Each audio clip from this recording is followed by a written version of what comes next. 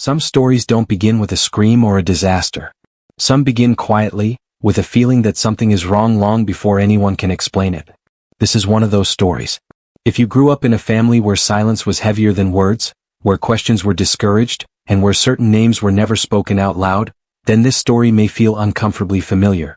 Ours was the kind of family that smiled in public, prayed together, and shared meals, yet carried an invisible weight that followed us everywhere. I was born into a respected Black African family, known in our community for unity and strength. From the outside we looked blessed. My father was calm and hardworking, my mother deeply spiritual and protective, and our home was always full of relatives, laughter, and noise. But even as a child, I noticed things that didn't make sense. Sudden arguments that ended without explanation. Relatives who stopped visiting without warning. Nights when my mother would wake up crying, whispering prayers under her breath as if she was afraid someone was listening. No one ever explained why certain rooms in our house were always locked. No one talked about why my grandmother refused to eat food cooked by anyone outside the family. And no one dared to ask why every few years, something terrible would happen just when life seemed to be getting better. A business would collapse. A marriage would fall apart. A child would suddenly be sent away to live with distant relatives.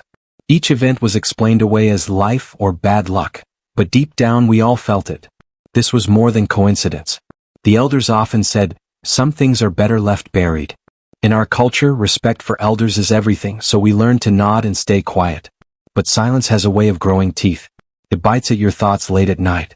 It turns curiosity into fear. As I grew older, I realized that the curse our family never escaped wasn't just about loss. It was about secrets. Secrets passed down like heirlooms, wrapped in tradition and fear. My grandmother was the keeper of those secrets. She had eyes that looked like they had seen too much and a voice that could command a room without raising itself. People respected her, but they were also afraid of her in a way they could never explain. When she entered a conversation, laughter would soften and words would become careful. She never spoke about her youth, never mentioned her parents, and never allowed questions about the past. "The past is dead," she would say. "Let it stay that way." But the past never stays buried forever. When I was 16, something happened that changed the way I saw my family forever. It started with my older cousin, the one everyone admired. He was successful, confident, and seen as the future of our family. Then, without warning, he disappeared. One day he was there, full of plans and ambition. The next day he was gone. No farewell. No explanation. We were told he had gone to the city for work, but weeks turned into months, and his name became another forbidden word. That was the moment I understood something was deeply wrong. I began to notice patterns. Every generation seemed to lose someone. Not always through death, but through separation, madness, or complete disappearance. It was as if our family was paying a debt no one alive remembered borrowing. The adults would whisper late at night, switching languages mid-sentence so the younger ones wouldn't understand. But children understand more than adults think. We feel the fear even when we don't know its name. My mother tried to protect us from it all. She believed prayer could shield us from whatever followed our bloodline. Every morning before sunrise, she would light a candle and pray quietly. I once asked her what she was praying for, and she paused for a long time before answering, "For mercy." That single word stayed with me. Mercy from what? Or from whom? As time passed, I started asking questions no one wanted to answer. Each question made people uncomfortable. Some warned me to stop digging. Others looked at me with pity as if I was already doomed. One uncle finally pulled me aside and said, "Curiosity has destroyed this family before." That sentence chilled me more than any ghost story ever could. The curse was never described clearly. No one said it outright, but everyone behaved as if it was real. As if acknowledging it would make it stronger. It lived in half-finished sentences, in warnings disguised as advice, and in the way elders watched the younger generation with worry instead of hope. It felt like an invisible shadow stretching across decades, touching each life in its own cruel way. When my grandmother fell sick, the family gathered like vultures circling an unspoken truth. Everyone knew something was coming. On her last conscious night, she called me into her room alone. Her voice was weak, but her eyes were sharp. She grabbed my hand and whispered words I was never meant to hear. She said the curse did not begin with us, and it would not end with her. She said someone would have to face the truth one day, no matter the cost. Before I could ask her what she meant, she closed her eyes and never spoke again. After her death, strange things began to happen. Old conflicts resurfaced. Hidden documents were found. Stories that didn't match started to collide. It was as if her silence had been holding everything together, and without it, the truth was leaking through the cracks. The more I learned, the more dangerous it felt to know. I realized then that this story wasn't just about my family. It was about inheritance, trauma, tradition, and the price of silence. It was about how the sins of one generation can quietly shape the destiny of the next. And it was about a choice I never asked for but could no longer avoid. Because the truth was closer than I thought. And once I uncovered it, there would be no turning back. What I discovered next would force me to question everything I believed about my family, my culture, and myself. And it would answer one terrifying question I was no longer sure I wanted to ask. Was the curse real, or were we the ones keeping it alive? After my grandmother's burial, the house felt different. Not empty but exposed. As if something that had been watching quietly from the corners was now free to move around. Family members stayed for days, then weeks, yet no one truly spoke to each other. Conversation stayed shallow. Laughter sounded forced. At night, I could hear people walking when everyone was supposed to be asleep, doors opening softly, whispers stopping the moment I entered a room. I started going through old things not because I was brave but because I couldn't sleep anymore. The questions were louder than my fear. In a wooden trunk hidden behind my grandmother's wardrobe, I found photographs wrapped in cloth. Faces stared back at me, some familiar, others completely unknown. Men and women who looked like us, but whose names no one had ever mentioned. On the back of one photo, there was a date from decades ago and a single word written in shaky handwriting. Oath. That word stayed in my mind. When I asked my mother about the photos, her hands began to shake. She told me those people were lost relatives, and said I should put everything back where I found it. Her voice wasn't angry but desperate. That scared me more than shouting ever could. She reminded me again that some knowledge brings pain, not freedom. But by then it was too late. I was already pulled in. The deeper I looked, the clearer the pattern became. Our family history had gaps. Whole years missing.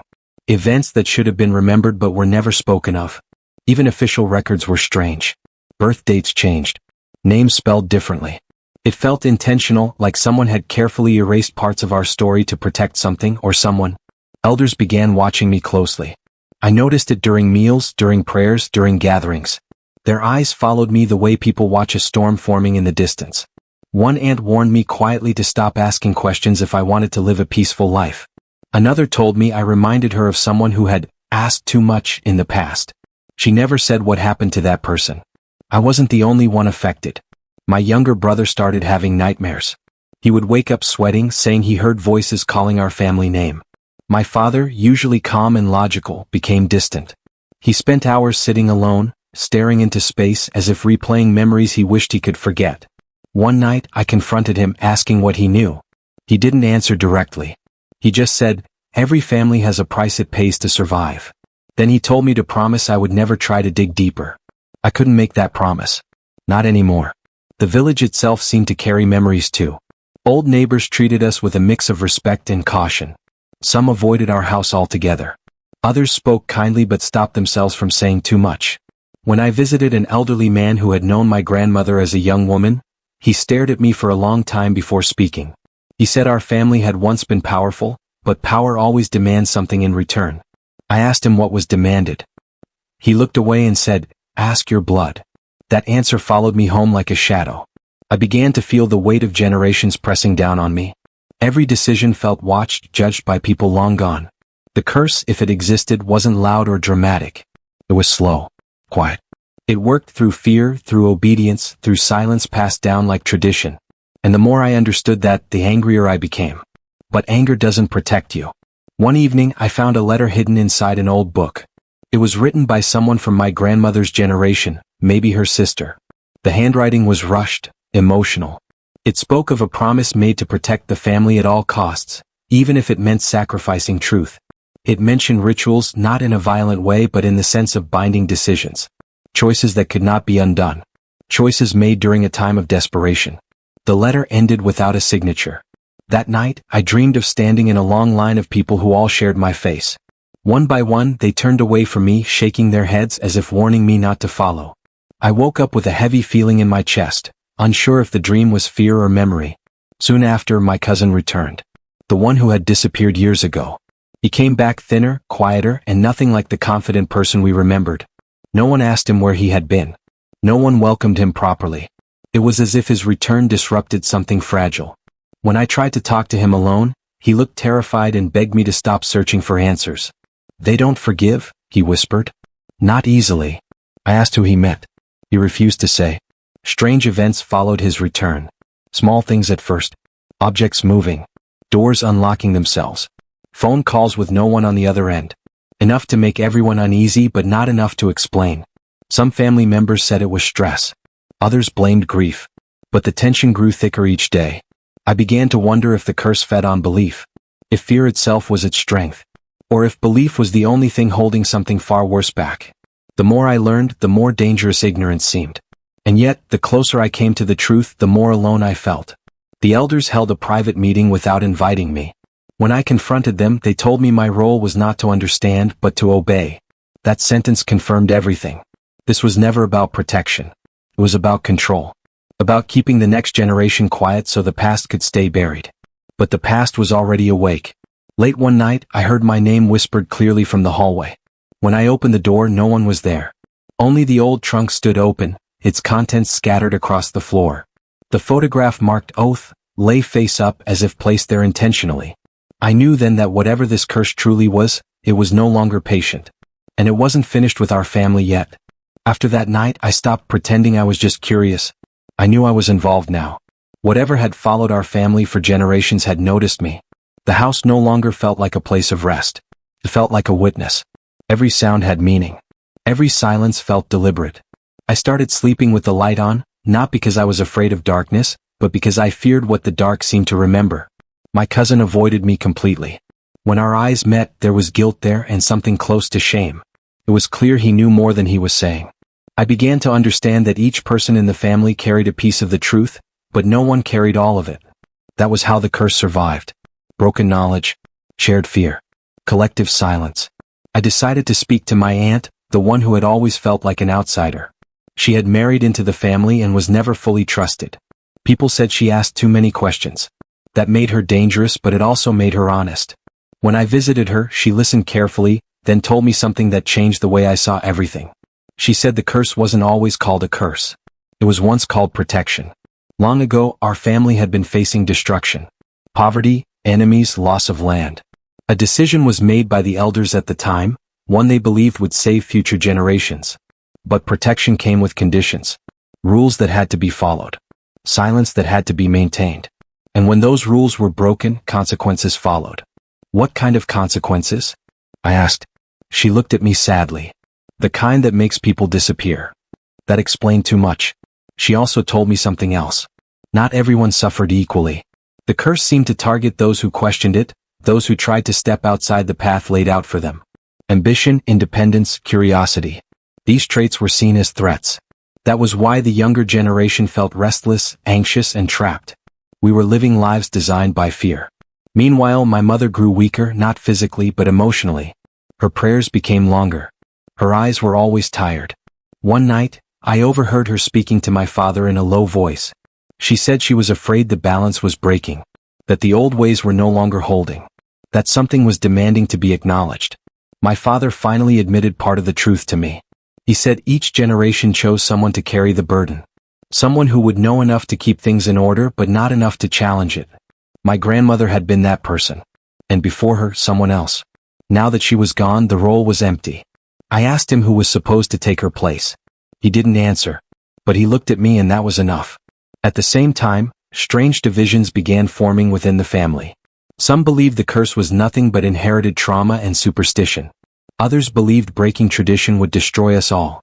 Arguments became frequent. Old wounds reopened. Cousins took sides. Elders lost authority. The unity we were known for began to crack. The village noticed. Rumors spread.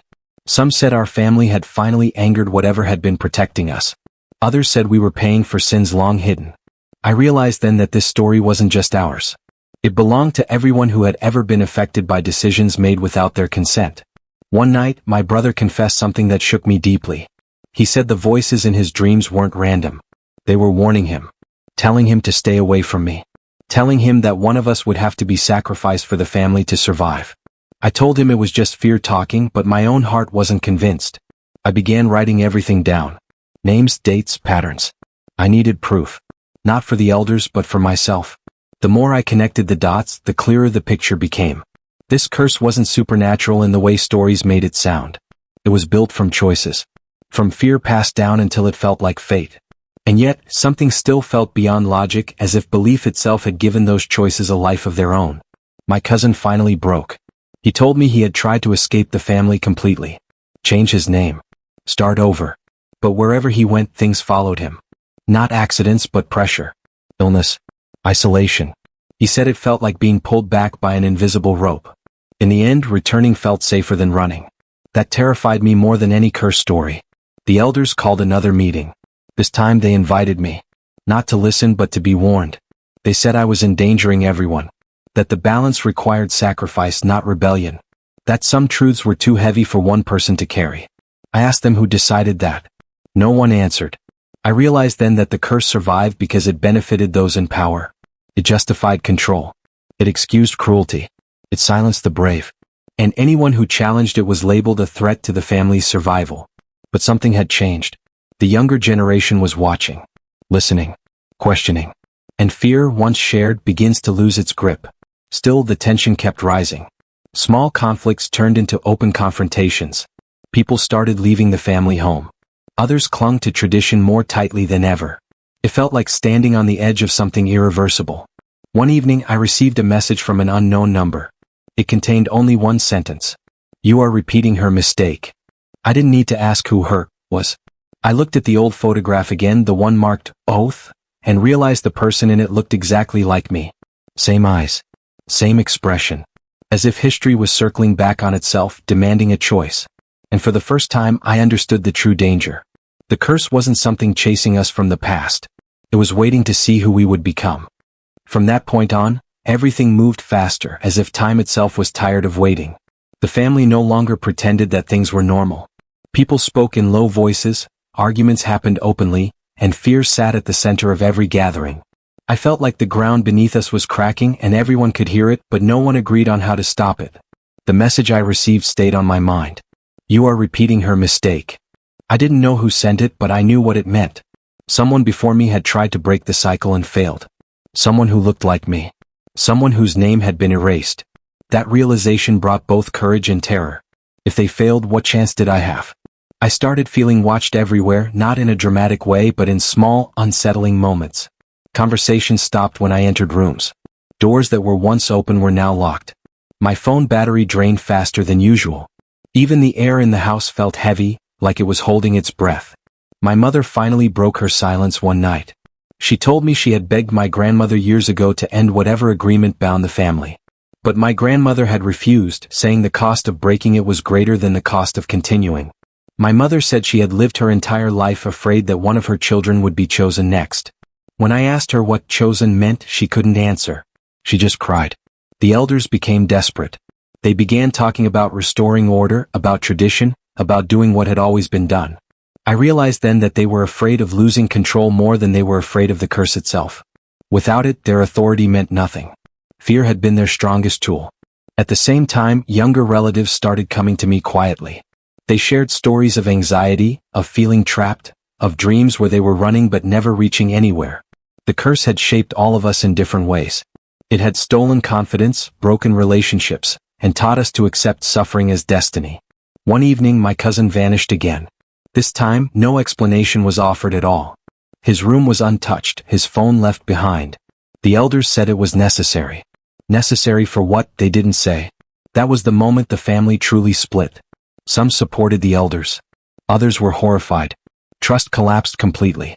I realized then that the climax was approaching whether I wanted it or not. The balance my grandmother spoke of was no longer holding. Whatever agreement existed was demanding something new. And all signs pointed toward me. Strange things started happening around me personally. I would hear my name whispered in my grandmother's voice. Old memories that weren't mine began surfacing in my dreams. Faces I had only seen in photographs felt familiar, like relatives I had known in another life. It felt less like haunting and more like inheritance. I found another document hidden in the house, this one much older. It spoke of a choice made under pressure, a vow to protect bloodline over truth, unity over justice. It didn't speak of spirits or magic but of fear, power, and consequences. The curse was never supernatural. It was human. And that made it even more dangerous. The elders summoned me for a private meeting. This time their tone was different. Not threatening but pleading. They said I could save the family if I accepted responsibility. If I carried the burden like my grandmother had. If I agreed to stop asking questions and maintain the silence. In return, the family would have peace again.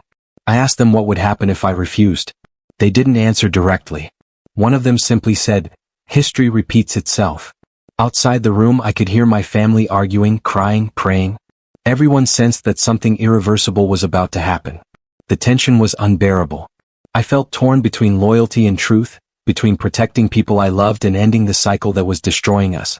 That night, the house was unusually quiet. No whispers. No footsteps. Just a stillness that felt unnatural. I stood in front of the old trunk one last time, holding the photograph marked, "Oath." I understood now that this image wasn't a warning. It was a mirror. A reminder that the same choices return until someone chooses differently. But choosing differently comes with a cost. As dawn approached, I realized the family was waiting. Waiting for my decision. Waiting to see if the curse would continue or transform into something else entirely. I didn't know what the right answer was anymore. I only knew that whatever happened next would change our family forever. And as the sun began to rise, I felt it clearly for the first time. The curse was no longer behind us. It was standing right in front of me waiting for my answer. I thought the worst part was choosing. I was wrong. The real shock came when I realized the choice had already been made for me. As the sun rose, I noticed unfamiliar cars parked outside the house. People I didn't recognize were moving quietly, speaking to the elders in low voices. They weren't family, yet they carried themselves with confidence as if they belonged there. My stomach tightened. Whatever this was, it had been planned long before I ever started asking questions. My mother saw them too. Her face drained of color.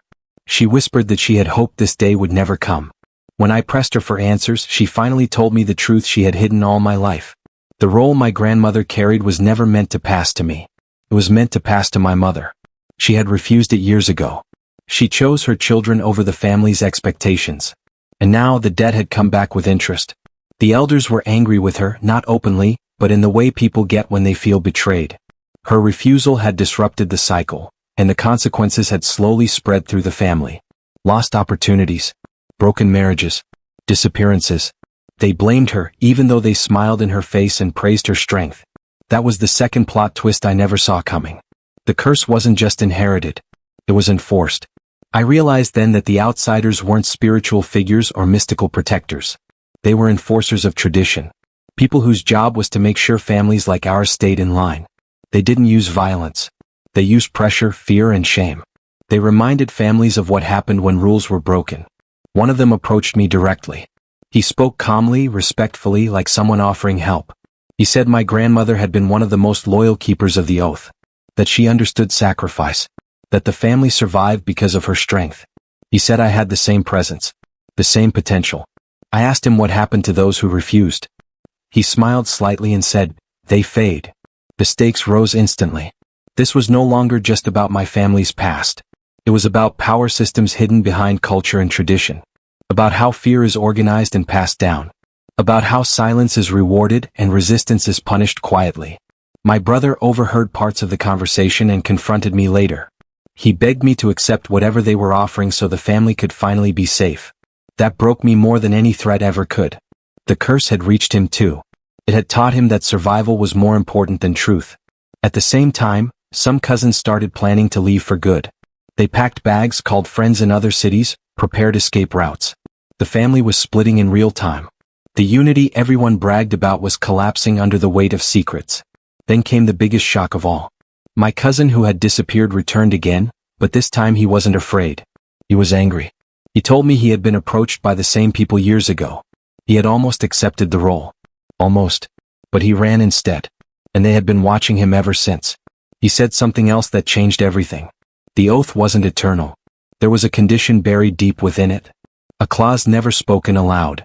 The oath could be broken if someone chose truth publicly over protection privately.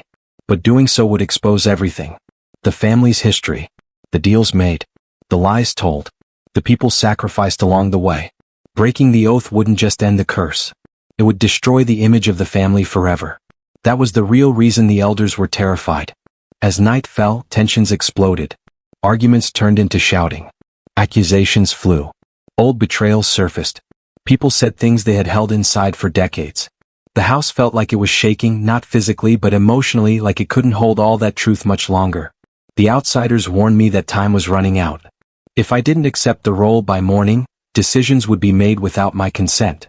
My mother begged me not to sacrifice myself for a system that had already taken too much. The elders begged me to think of the family name. My brother begged me to think of him. Everyone wanted something from me. No one asked what I wanted. Late that night, I found a final recording my grandmother had left behind. Her voice was calm but tired. She said she had lived with regret. That she had protected the family but lost herself in the process. She said the curse wasn't something outside us. It was what happened when fear replaced love. She ended with a warning. Whoever stands where you are standing now must decide what kind of future this family deserves. As I sat there in the dark, surrounded by generations of silence, I understood the true climax was coming. Not with screams or destruction, but with a single decision that would ripple through every life connected to mine. The outsiders were waiting. The elders were watching. The family was divided. And the curse, built on fear and obedience, was about to be challenged in a way it never had before. But whether it would break, or strike back harder than ever, that answer was still waiting to be chosen. By morning the house was full again. Not with warmth, but with expectation. The elders sat in a tight circle. The outsiders stood near the door. My family gathered behind me, some hopeful, some terrified, some already mourning a future they believed was inevitable. I realized then that the curse had done its greatest damage not through loss, but by teaching everyone to wait for permission to live. I stepped forward before anyone could speak. My voice shook at first, but it grew steadier with each word. I told them I would not accept the role. Not as it had been defined. I said I would not carry silence as a tradition or fear as protection. I spoke about the disappearances, the erased names, the generations shaped by obedience. I spoke about my grandmother's regret, my mother's refusal, my cousin's escape. And I said the oath ended here. The room erupted. The elders shouted that I was destroying everything they had protected. The outsiders warned me calmly that consequences were unavoidable. My brother cried out for me to stop. My mother stood frozen, as if she was watching a nightmare she had always known would come true. Then I did the one thing no one expected. I told the truth publicly. Not just to the room but beyond it.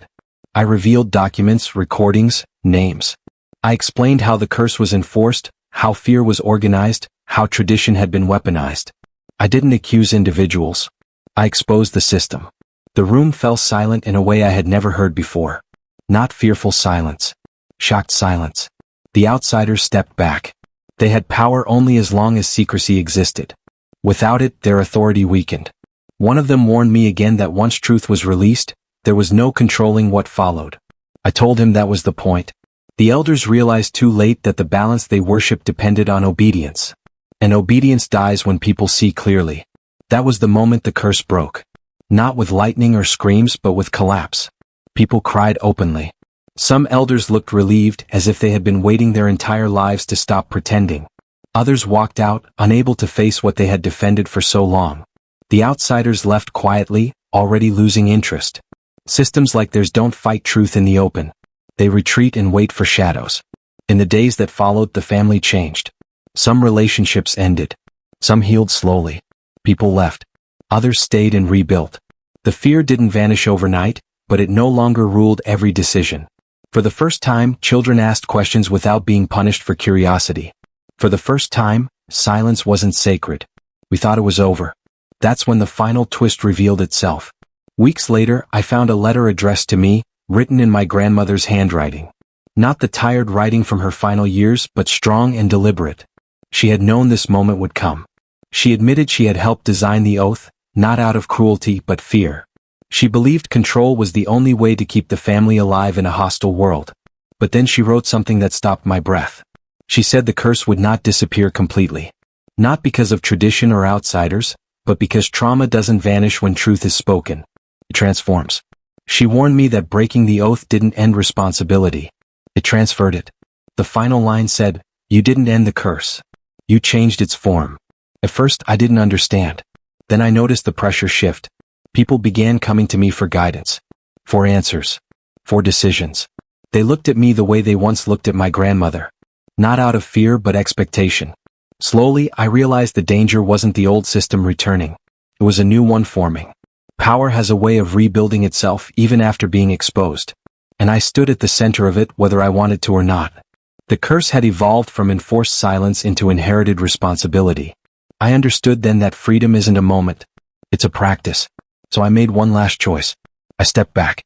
I refused leadership. I refused to become the news center. I encouraged shared voices, shared memory, shared accountability. I made space instead of control. And that, more than anything else, terrified the curse in whatever form it still existed. The family survived. Changed. Scarred but awake. And sometimes late at night I still hear whispers. Not warnings. Reminders. That the curse our family never escaped wasn't something that hunted us. It was something we carried.